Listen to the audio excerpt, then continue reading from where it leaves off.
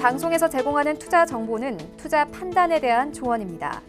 방송에서 제공하는 주식의 가치, 가격 상승 및 가격 하락에 대해서는 방송사에서 보장하지 않습니다. 오늘의 헤드라인 뉴스입니다. 뉴욕 증시에서 주요 지수는 무역 전쟁에 대한 우려와 퀄컴의 반독점법 위반 판결에 따른 주가 폭락 여파로 하락했습니다.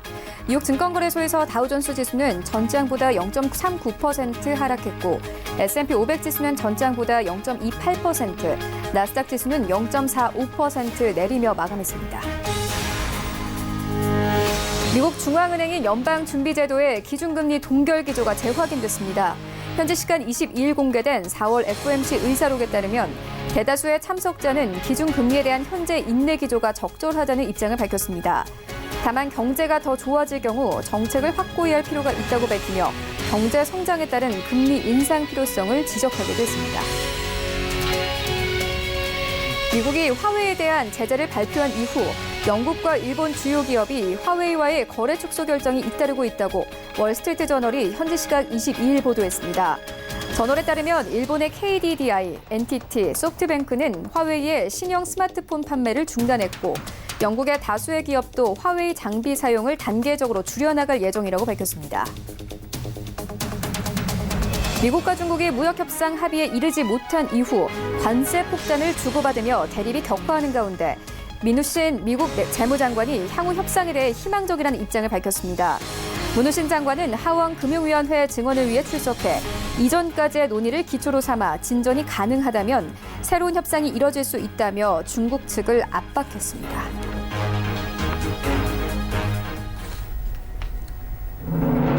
시청자 여러분 안녕하십니까? 출발 증시 와이드 1부 시작합니다. 최윤입니다.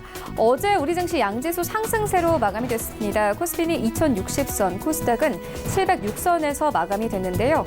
외국인들이 이거래 연속 순매수자 나타내주면서 우리 지수 상승 이끌고 있습니다.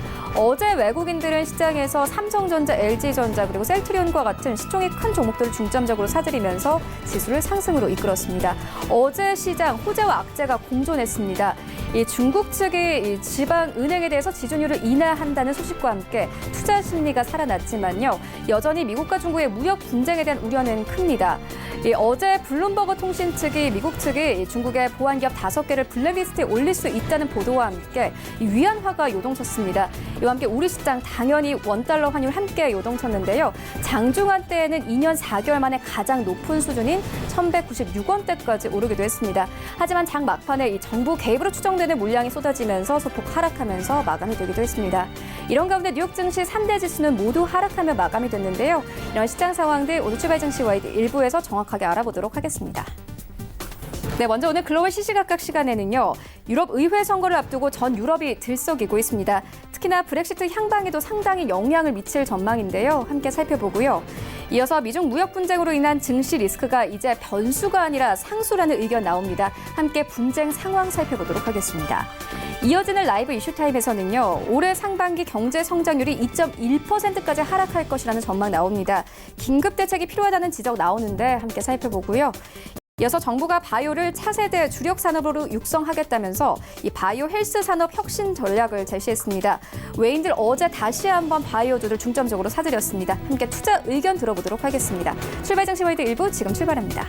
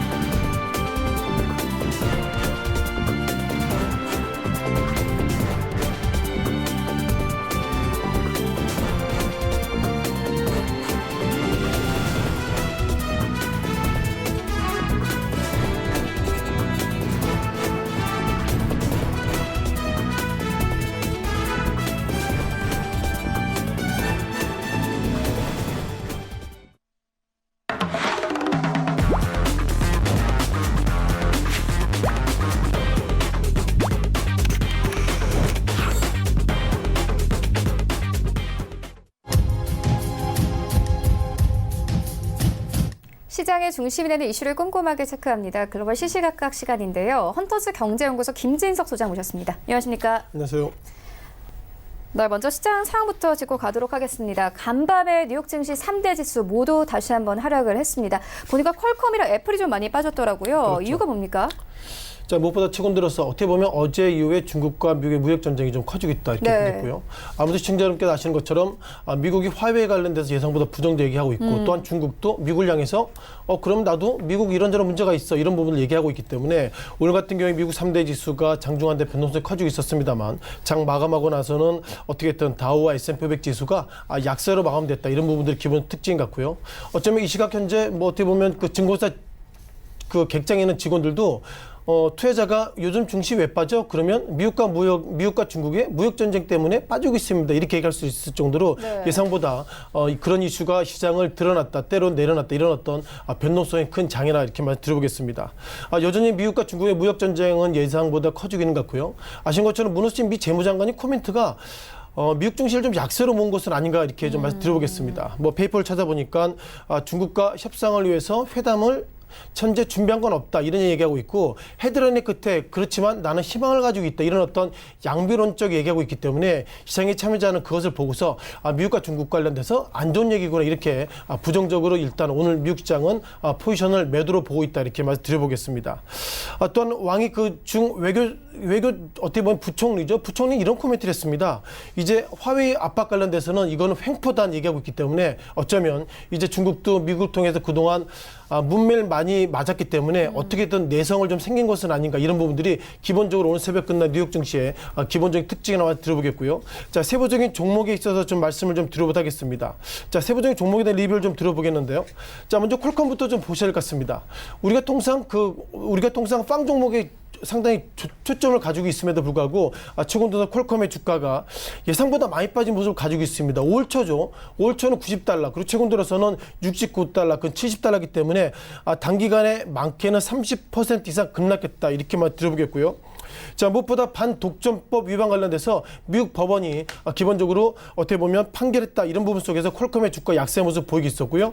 그 종목 관련돼서 우리가 인텔 어떻게 보면 우리가 퀄컴의 주가 하락은 인텔에 얼마나 긍정적인 시그널이 있을까 이렇게 말씀드리겠지만 예상보다 퀄컴 그리고 인텔 이런 주가 약세가 상당히 좀 같이 즉 동조한선을 가지고 있다 보겠습니다.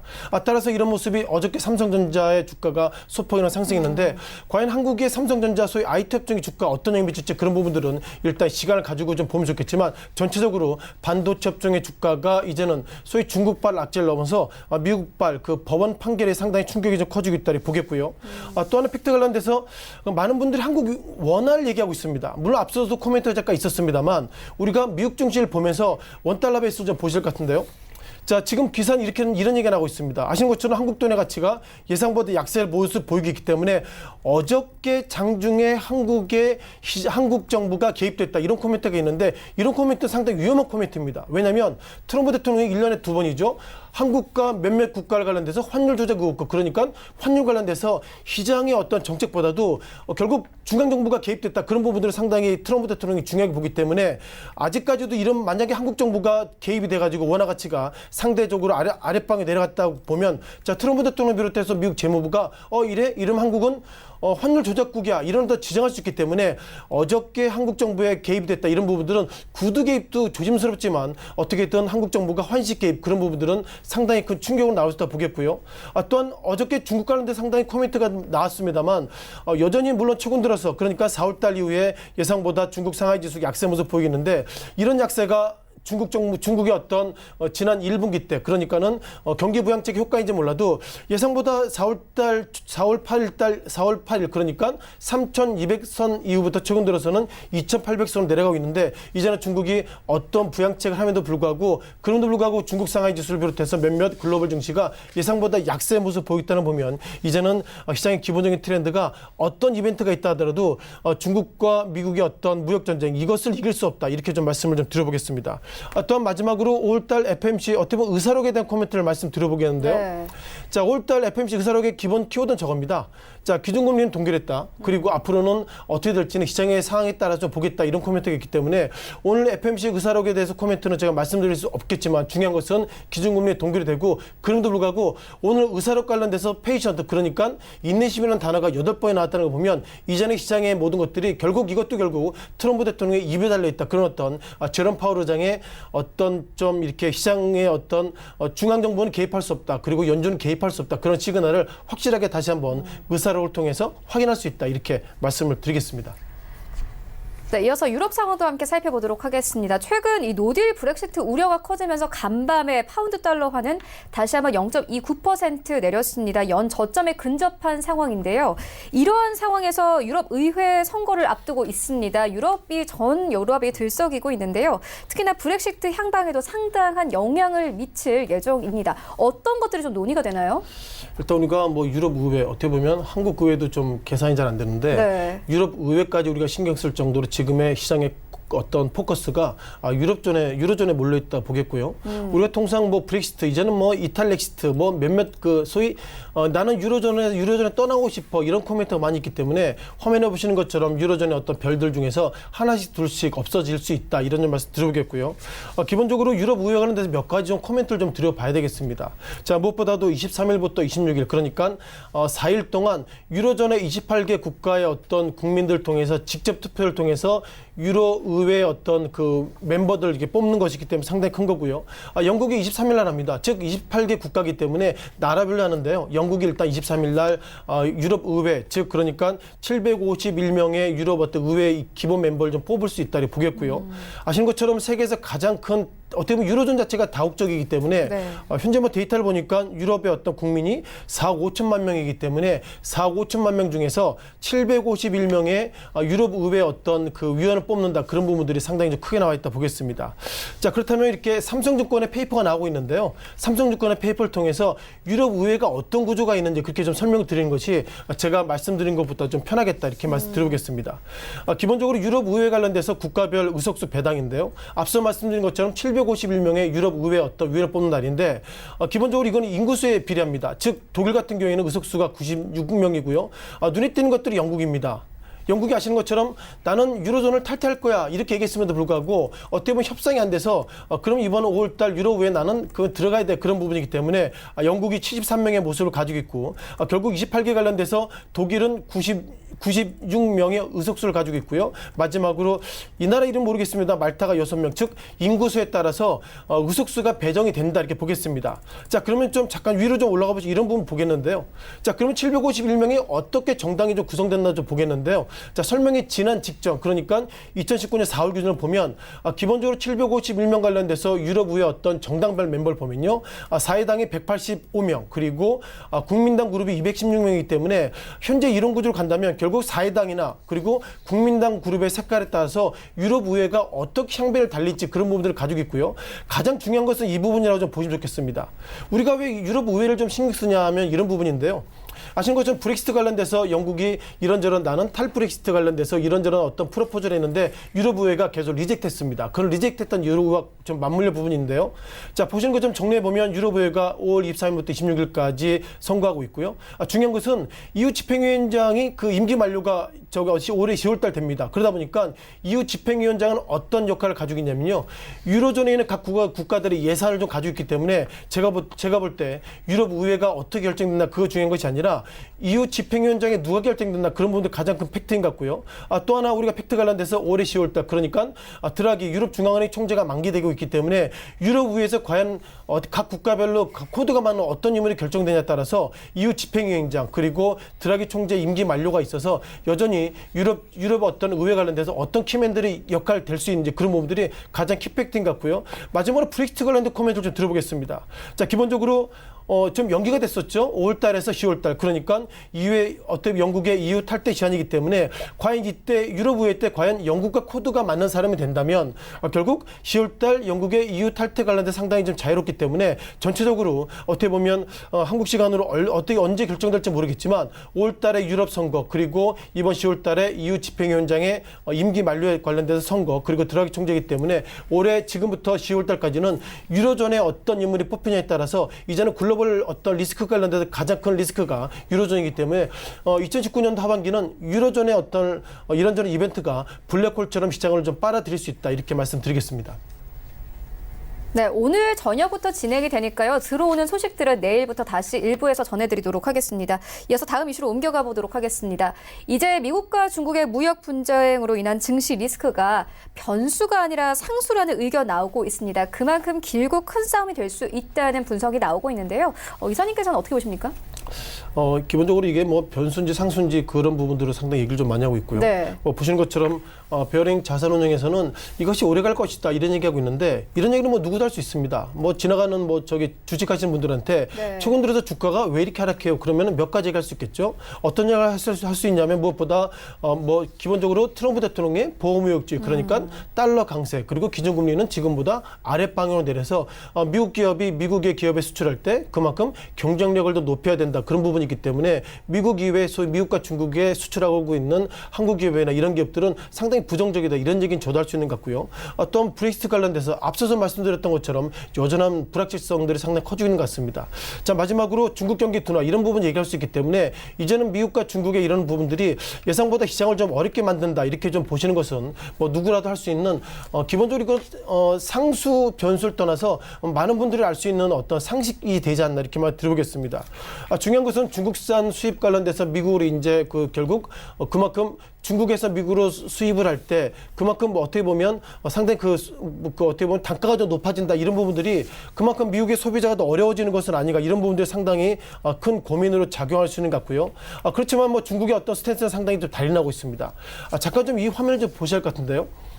자, 그동안 미국이 중국을 향해서 했던 얘기 그겁니다. 너희 관세를 지금보다 더 많이 부과할 거야. 이런 얘기하고 있기 때문에 중국은 아직까지 표현은 적합하지 않지만 중국의 스탠스는 이렇게 달려오고 있습니다. 즉 1달러에 어떻게 보면 4월 달에 보겠지. 3월 달 같은 경우 1달러에 결국 6위안에서 1달러에 6.9위안. 좀 긴 롱텀으로 보면 예상보다 4월 달 이후에 예상보다 위안화가 그 상대적으로 약세의 모습을 보이겠습니다. 즉 결국 1달러에 4월 달에는 6위안에서 어떻게 보면 지난주가 가는데 6.9위안이기 때문에 예상보다 중국이 관세를 부과하는 만큼 중국의 위안화를 달러 대비 약세로 만들었기 때문에 이제 중국은 그동안 어떻게 보면 트럼프 대통령의 화웨이나 이런 부분에 있어서 예상보다 힘들게 하고 있기 때문에 중국은 일단 환율적으로 좀 대응하고 있다. 이런 부분들이 가장 급행인 것 같고요. 네. 따라서 미국의 몇몇 팩트 전문가들을 보면 미국 가계에 상당히 부담이 된다. 이런 부분들은 아마 트럼프 대통령도 알 수 있다. 이렇게 좀 말씀을 드려보겠습니다.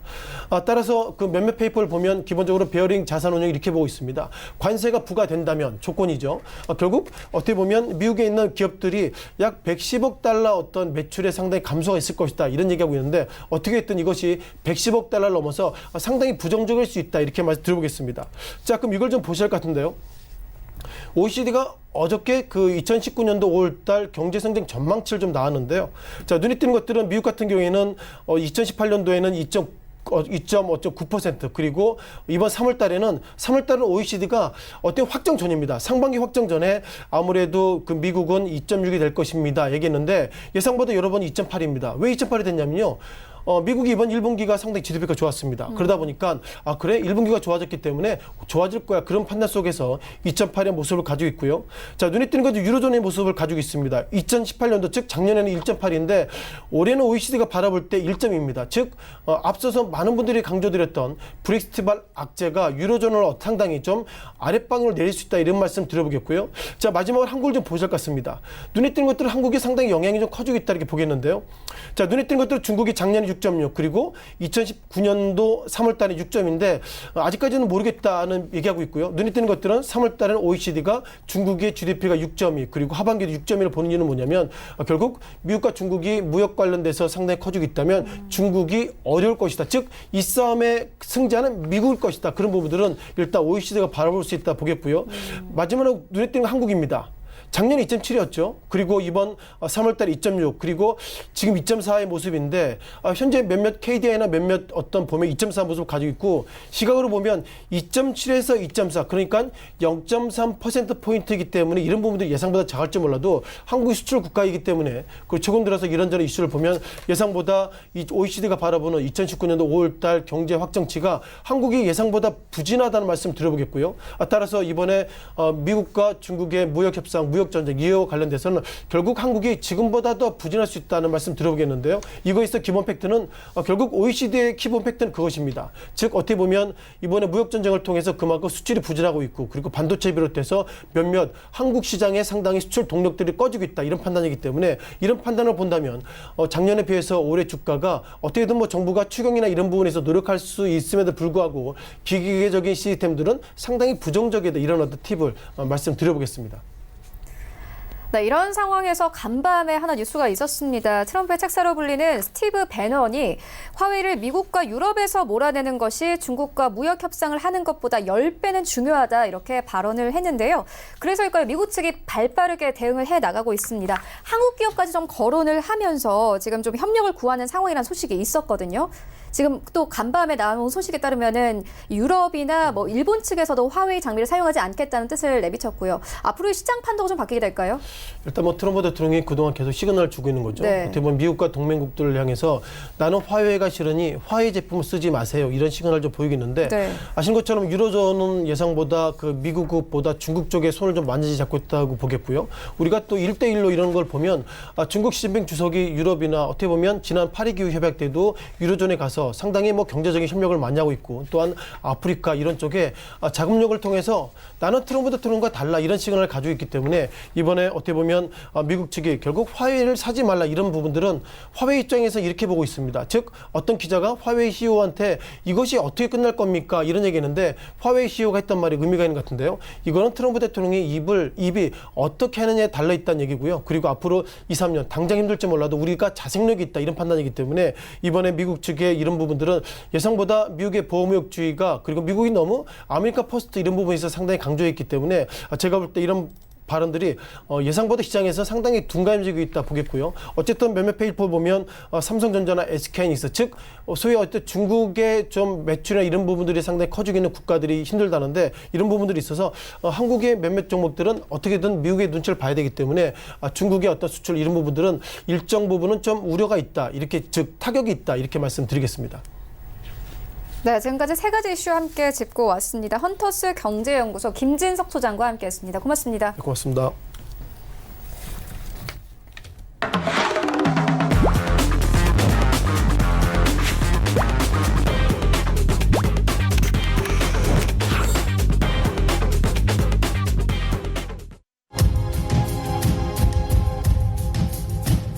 네, 이번에는 국내 시장 쟁점 함께 분석해 보도록 하겠습니다. 라이브 이슈 타임인데요. SK증권 영업부 PIB센터 이재광 이사 화상으로 연결되어 있습니다. 안녕하십니까? 네, 안녕하십니까? 네, 이사님 오늘장 분위기 어떻게 보고 계십니까? 네, 이제 5월 달도 거의 막바지군요. 이번 주가 지났는데 다음 주 일주일을 남겨놓고 있는 시점인데요. 자, 앞서서 여러 차례 강조드렸습니다만 5월은 참 계절의 여왕이라 할 만큼 뭔가 변화하는 그리고 그동안 지난 겨울 동안 찌들었던 그것에서 완전히 탈피하는 그런 날씨적으로나 뭐 분위기나 이런 것들이 굉장히 좋은 그런 한 달인데요. 절기상으로 본다 하더라도 어제 그제가 소만이었죠. 이제 농민들도 일손이 바빠지는 이제 연초에 했던 보리 수확을 하고 했던 이제 본격적인 벼농사 모내기를 시작하는 그런 한 주가 될 가능성이 높습니다. 주시장도 바쁘긴 바쁜데 굉장히 어려운 수익을 내기는 너무나 어려운 그런 모습을 보여주고 있지 않나 생각이 됩니다. 자, 오늘 5월 23일 목요일 을 시작하기 전에 여러분을 찾아가는 이 시간을 통해서 제가 서두에 언급하는 오늘의 나침반 한 말은 앞서 지난 화요일에도 살짝 언급을 했습니다만 전설적인 미국의 투자가 중에 한 분이 계시죠. 이분은 또 다른 분과는 또 다른 색다른 면인데요. 19세기 말에서부터 20세기 초에 월가의 큰 손이다 하는 닉네임이 붙을 정도로 전설적인 투자가였습니다. 추세매매의 대가라고 일컬어지는 제시 리버모어 이분의 말을 다시 한번 되새길 필요가 있지 않나 생각이 드는데요. 자, 그분이 한 말 중에서 제가 명심하는 대목이 있습니다.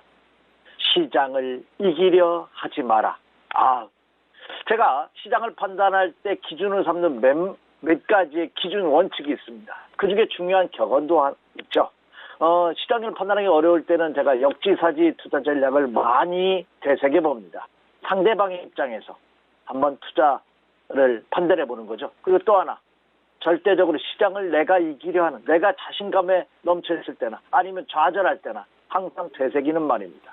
시장의 흐름을 순응하는 것이 가장 올바른 투자가 아닌가. 그래서 지금도 투자자분들 개인적인 어려움이 많을 것으로 예상이 됩니다. 시장이 하락하다 보니까. 그럴 때마다 한번 되새겨 보시기 바랍니다. 시장을 이기려 하지 마라 하는 제시 리버모어의 말씀을 먼저 드리면서 오늘 장을 열고자 시작하고자 합니다. 네, 알겠습니다. 본격적으로 첫 번째 이슈 시작을 해보도록 하겠습니다. OECD에 이어서 이 국책 연구기관인 KDI가 올해 우리 경제 성장률 전망치를 2.6%에서 2.4%까지 하향 조정을 했습니다. 경기 둔화 우려가 계속되고 있는데 이런 시장 상황들 어떻게 보고 계십니까? 네, 많은 투자들이 착각하시는 것이 하나가 있지 않나 생각이 되고 그렇게 믿고 싶은 거겠죠. 영원한 희망사항일 수 있습니다. 왜냐? 시장이 아무리 하더라도 내가 투자하는, 내가 가지고 있는 정보는 올라갈 것 같아요. 꼭 많은 분들이 그러시더라고요. 내가 팔면 시장은 올라가고 내가 사면 시장은 빠진답니다. 그런 거 없습니다. 그렇게 느낄 따름이죠. 그런데 자, 앞서 제시 리버모어의 말처럼 내가 가지고 있는 것만 예외일 수 있겠다 하는 희망상을 갖고 있는데 그것이 가장 위험한 판단이 아닌가 생각이 됩니다. 자, 내가 정확하게 판단해서 투자 전략을 세워요. 내가 맞는 것 같아요. 그런데 주변 사람들이 모두가 다 아니라고 합니다. 그리고 실질적으로도 수익률이 나지 않고 있어요. 그러면 자기의 투자 전략을 한번 되짚어 보면서 되돌아볼 필요가 있습니다. 다시 말해서 변화를 줘야 됩니다. 그런 정부 정책이나 시장 상황, 경제 상황도 마찬가지죠. 지금 국내외적으로 많은 투자자들이나 전문기관이 대한민국 경제에 대해서 우려의 목소리를 내고 있습니다. 이미 주초에 OECD에서도 한국 성장률을 하향 전망을 했죠. 한국만 주요국 시장 중에서 한국만 두 자릿수의 시장 성장률을 하향하는 그런 모습을 보였습니다. 물론 하향 조정한 나라들이 몇 나라가 더 있습니다. 있기는 합니다만 그러나 미국이라든지 유로존이라든지 이런 오히려 상향 조정했고요. 중국도 6.2% 전망치를 유지하는 그런 전략을 했는데 주요국 중에서 한국만 성장률을 2.6%에서 2.4%로 OECD에서 이미 주체 하향했습니다. 그런데 이제 국내 국책연구기관이라 할 수 있는 KDI에서 산업연구원에서도 한국 성장률을 2.1%로 하향을 예상하고 있는 그런 전망치를 내놓은 그런 모습입니다. 문재인 정부가 출발했던 채는 2017년 3.1%로 성장률이 제시했던 것에 비하다면 무려 1%가 하향되는 그런 모습을 보여주고 있습니다. 그런데 그 전망에 대한 향후 진단도 좋지 않습니다. 왜? 전 분야에 걸쳐서 투자가 감소하는 그런 모습이 나타나고 있다는 겁니다. 다시 말해서 투자도 감소하고 있고 수출마저도 크게 감소하는 그런 모습을 보여주고 있기 때문에 총체적인 난국, 일부에서는 과거 메르스 사태와 같은 경제 전반에 침체 국면이 올 수도 있다 하는 우려를 낳고 있다는 점입니다. 그래서 KDI에서는 진단을 하면서 지금 정부가 추진하고 있는 최저임금 인상이라든지 노동시간 단축 등 이 노동시장 정책 변화에 따른 부작용이 나타나는 것이 아니냐. 따라서 성장세가 향후에도 둔화될 가능성을 염두에 둬야 된다 하는 진단을 내놓으면서 그 해결책, 솔루션으로서는 한국은행의 금리 인하, 그리고 최저임금의 속도 조절, 그리고 또 하나 정부의 강력한 경기 증시 부양책 등이 수반되어야지만 이 총체적인 난국을 해결할 수 있다 하는 진단을 해놓고 있습니다. 물론 이 KDI 진단이 100% 다 맞는다 말할 수는 없지만 전문 국책연구기관 연구위원들이 가각적인 검토에 의한 진단이라고 본다면 우리가 참고는 하고 그렇죠. 오히려 일부는 적극적으로 수용해서 대처해 나갈 그럴 필요가 있지 않나 생각이 됩니다. 따라서 경제의 거울이라 할 수 있는 주식시장 또한 이 KDI라든지 OECD 성장률 하향 전망이 악재로 작용할 가능성이 굉장히 크기 때문에 투자자분들께서도 거시적인 안목에서 꼭 참고해야 될 사항이다. 이렇게 말씀을 드립니다. 네, 이런 상황에서 정부는 여러 가지 정책 내놓고 있습니다. 어제는 정부가 바이오를 차세대 주력 산업으로 육성하겠다면서 바이오 헬스 산업 혁신 전략을 제시를 했습니다. 외국인들 다시 한번 이 바이오 종목들을 사들이기 시작을 했는데요. 어떤 내용들이 있고 또 긍정적인 모멘텀이 될 수 있을까요? 네, 역시 앞서 모두 언급해드린 바와 같이 정부의 어떤 강력한 정책 의지가 굉장히 중요하다는 것이 이번 어제 그 정부에서 발표한 주력 산업 육성 대책 발표에 기인한 바 크죠. 어제는 모처럼 만에 제약과 바이오 업체들이 증시에서 상승을 하는 그런 모습을 보였습니다. 그것은 정부가 바이오 헬스 산업을 주력 산업으로 육성하겠다는 발표를 했죠. 그래서 현행 약 2조 6천억 원 정도의 지원책을 4조 원까지 확대하겠다 하는 정부 발표가 나온 이후에 제약과 바이오 업체들이 상승한 그런 모습을 보여주고 있습니다. 동성제약이 6.3% 상승을 필두로 해서 종부당 홀딩스가 4.5%, 삼성 바이오로직스 무천원 만에 상승했죠. 3.4%, 한미약품도 1.6%가 상승했고요. 코스닥 기업 중에서도 바이오자가 붙은 현대바이오 무려 19%가 넘게, 그리고 ABL 바이오가 무려 7.6%, 그리고 팜스웰 바이오가 7% 이상 크게 상승한 그런 모습을 나타났습니다. 특히 이번 정부의 발표에는 실질적인 지원책이 포함된 것이 아니냐. 다시 말해서 업계가 줄기차게 요구했던, 바이오 업체가 요구했던 빅데이터 구축 방안, 그리고 세제 지원 방안, 그리고 의약품 허가 심사 기간을 단축하는 등 혁신적인 대책이 이번 전략에 발표가 됨으로써 오히려 정부의 어떤 집중적인 육성 대책이 이제 실효를 거둘 가능성이 높지 않을까 하는 진단이 제약과 바이오 업체의 긍정적인 효과로 나타나고 있는 그런 모습을 보여주고 있다는 점입니다. 따라서 이번 정부가 추진하고 있는 주력 산업 육성 방침에 이 바이오 헬스뿐만 아니라 비메모리 반도체 분야, 그리고 미래 자동차 분야, 산업 분야, 미래 자동차 산업 분야에 대해서도 집중 육성한다는 방침을 정해놓고 있기 때문에 향후 이들 업종과 테마주에 대해서도 투자자분들이 한번 관심을 가져볼 필요가 있겠다. 이렇게 말씀을 드립니다. 네, 그렇다면 오늘장 전략은 어떻게 보고 계십니까? 네, 오늘장도 결론부터 말씀드릴게요. 네, 쉽지 않습니다. 어렵습니다. 이미 제가 여러 차례 강조해 드린 바와 같이 주식 투자는요, 모두에 제가 나침판을 통해서도 언급해드렸다시피 시장이 굉장히 어렵습니다. 내가 시장을 이길 만한 능력이 있다. 그럼 뒤집어야 됩니다. 그러나 대다수의 투자자분들, 저를 포함해서 여러분들, 그리고 일부 거액을 수조 원을 움직이는 이 펀드 매니저도 시장을 역행할 수는 없습니다. 중국 속담에 이런 것이 있죠. 장강에 거센 물줄기를 거스를 수는 없다 하는 말이 있다시피 시장에 순응하는 것이 가장 올바른 투자 전략이 아닙니다. 그럼 지금 현재의 시장을 제가 지난 화요일 세계 증시를 살짝 보여준 것처럼 굉장히 어렵습니다. 그동안 지난달까지만 하더라도 사상 최고치 신고가 행진을 벌이던 미국을 포함한 선진국 시장이 주춤거리고 있습니다. 오히려 이제 그동안의 상승에서 하락 반전 가능성도 나오고 있는 그런 모습이고요. 오늘 새벽 끝날 뉴욕 증시에도 그대로 나타났다시피 미국과 중국 간의 이 거대 양대 강국의 무역 전쟁이 아직 갈피를 잡지 못하고 있고요.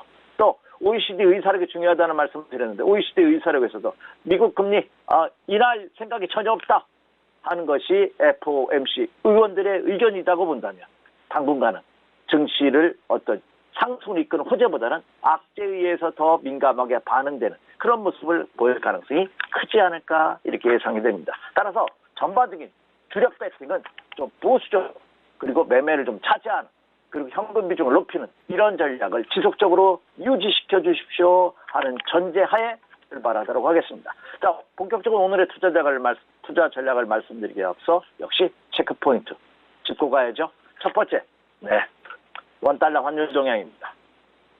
1000번을 언급해도 부족함이 없다는 말씀 이미 드렸습니다. 어제 1월 20전 하락했어요.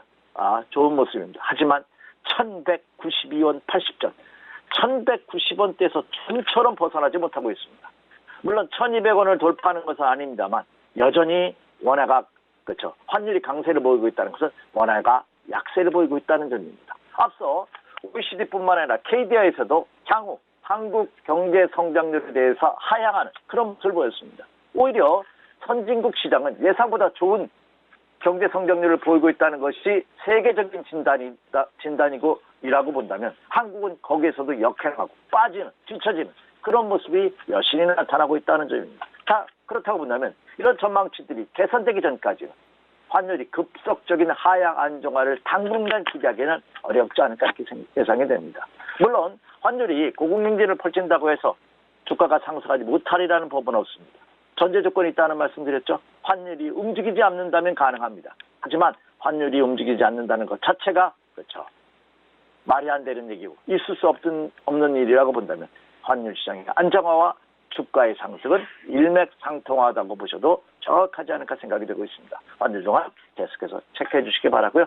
그리고 악재가 또 있죠. 여전히 중동 사태, 이란과 과연 전면전을 하지는 않겠지만 이 미국과 이란 간의 제재 이 상황이 아직도 여전히 불안감을 조성시키고 있고 여전히 또 이번 주에 계속해서 열리고 있는 이후에 의회 선거 또한 어떻게 날지 또 영국의 브렉시트가 어떻게 해결의 실마리를 풀지 계속해서 체크해 주십시오 이렇게 말씀드립니다. 따라서 이러한 사항들이 증시에 호재라기보다는 계속해서 부담으로 악재로 작용할 가능성이 높다 이렇게 말씀을 드립니다. 자, 결론입니다.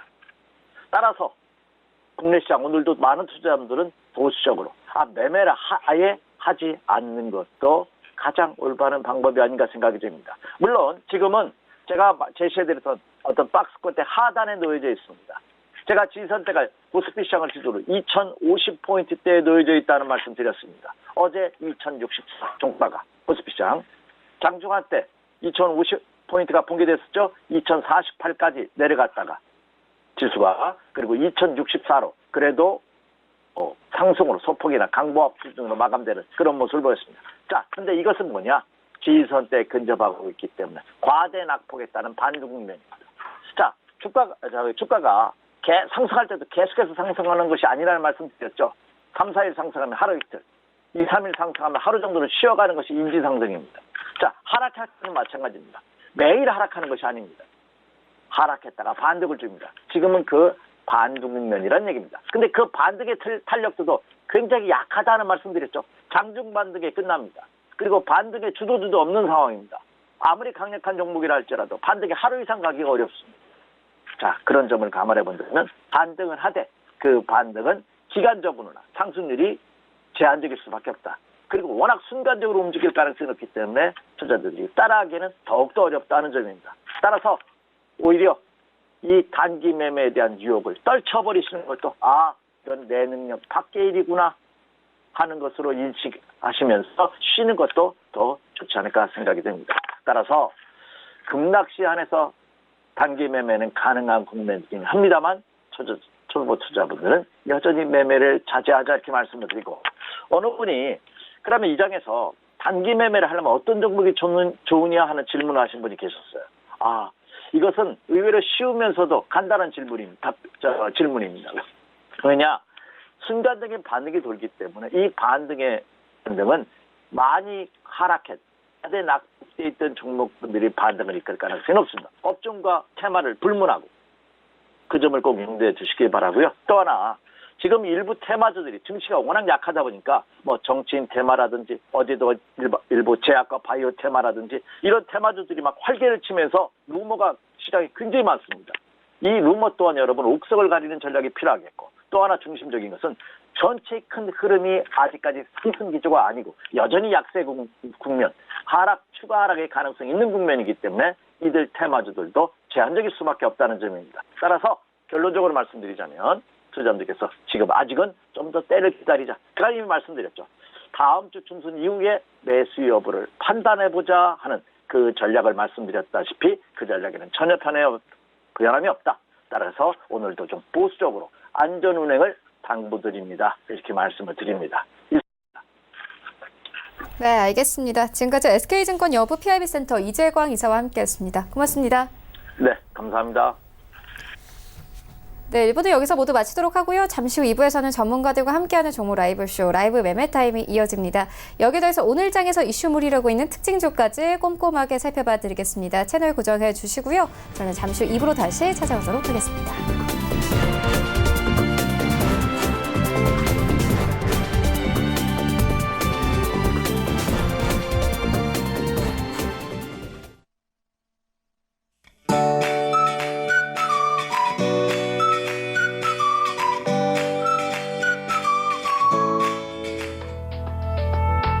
안녕하세요. K웨더 라이프스타일 예보 오조입니다.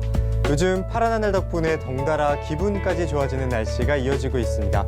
잠시라도 하늘을 보시면서 여유를 즐기시기 바라고요. 오늘도 전국의 하늘은 맑겠지만 어제보다는 덥겠습니다. 오늘 서울의 아침 기온은 14도로 시작해 낮 기온은 28도를 기록하겠는데요. 아침과 한낮 모두 어제보다 2도가량은 높겠습니다. 하지만 요즘에 해가 지면 기온이 급격하게 떨어지는 데다 바람까지 불면서 많이 추워지는데요.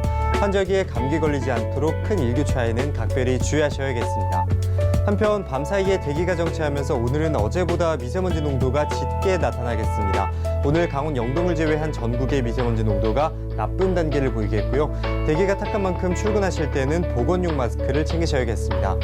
그리고 오늘 우리나라는 남해상에 위치한 고기압의 영향을 받겠습니다. 다음은 자세한 지역별 날씨입니다. 중부지방은 아침까지 쌀쌀한 날씨를 보이다가 낮부터 기온이 크게 오르겠는데요. 그만큼 일교차에 각별히 주의하시기 바랍니다. 동해안도 낮부터 기온이 크게 올라 덥겠습니다. 낮 최고 기온은 강릉 28도가 되겠습니다. 남부지방의 하늘은 종일 맑겠고요. 낮 최고 기온은 부산과 제주 26도, 전주 28도, 광주 30도, 대구는 무려 32도까지 올라 덥겠습니다. 오늘 전해상에도 맑은 하늘을 보이겠고요. 바다의 물결은 최고 2m로 대부분 해상이 잔잔하게 일겠습니다. 항해나 조업하시기에 무난한 날씨가 예상됩니다.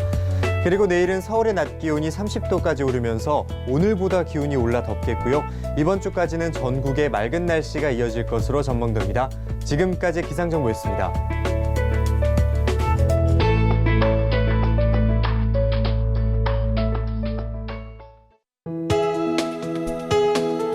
본 방송에서 제공하는 투자 정보는 투자 판단에 대한 조언입니다. 방송에서 제공하는 주식의 가치, 가격 상승 및 가격 하락에 대해서는 방송사에서 보장하지 않습니다.